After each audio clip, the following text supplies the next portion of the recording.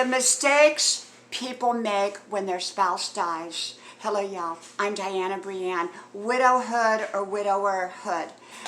When a spouse dies, it's a very traumatic experience, and there's so much that comes at a person when that happens. I've had several friends that have lost their spouses, and I can tell you it's an emotional roller coaster while people are dealing with their emotions, their grief, and everything else, and they've just come out of maybe a major sickness with a spouse and everything that has gone on, and now they're dealing with all kinds of other things, the financial end of it. What do we do now?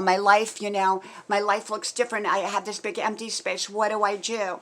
A lot of people make very sudden moves and decisions. Like I talked about in another video about, should I sell my house when my spouse dies? And that was a question that I was asked by a friend who lost her husband. And, I think the slower that we take things, often the better.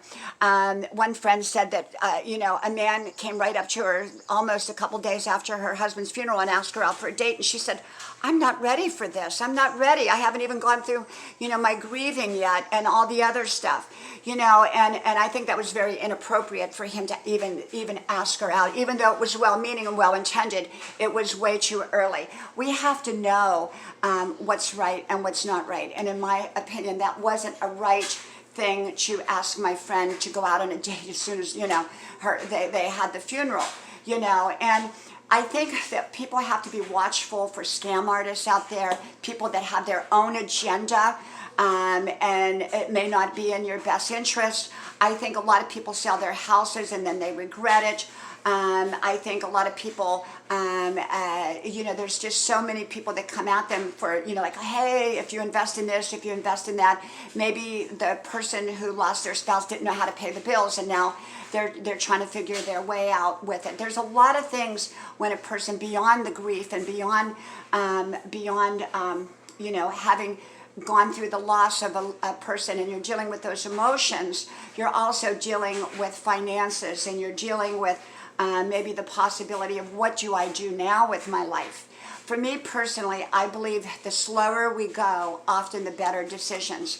And if anybody, when people enter, I think it's wise to say, what is their agenda? Is there genuine? Do they truly have a genuine agenda to help me, or is it an agenda to help themselves through me? And so we have to look at that. What is someone else's agenda? I think taking things slow, taking things mindfully. The longer often we can take, often the better in making a decision, whether it's to sell a house, to sell a car. Sometimes what we think, we get a little scared in the beginning, like, oh, what am I going to do? What am I going to do? So you start making all these decisions, and those decisions may not be the right decision. A lot of decisions in hindsight are not the right decision that had been made. And so sometimes if we can hold off on some decisions, we will see things differently. And often circumstances will change in our favor so that we can hold on to things that we thought maybe at first we couldn't hold on to. Other times people do have to make decisions up front because maybe financially they're not in a position now that they've lost their spouse, and they have to make some decisions. But even those decisions, if at all possible, the longer we can take in making those decisions, the better.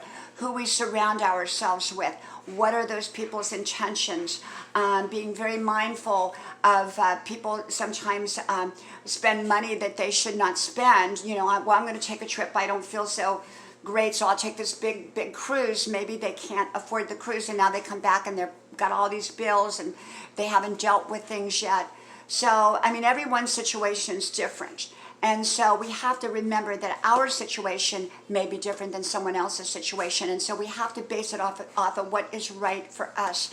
And I often think the more time and more information and the more right support that we can get in our lives with any kind of issue, including being a widow or widower, is often the best thing one can do. Okay? From my house to yours, may God bless you. I hope you like, share, subscribe, and I hope to talk to you soon again.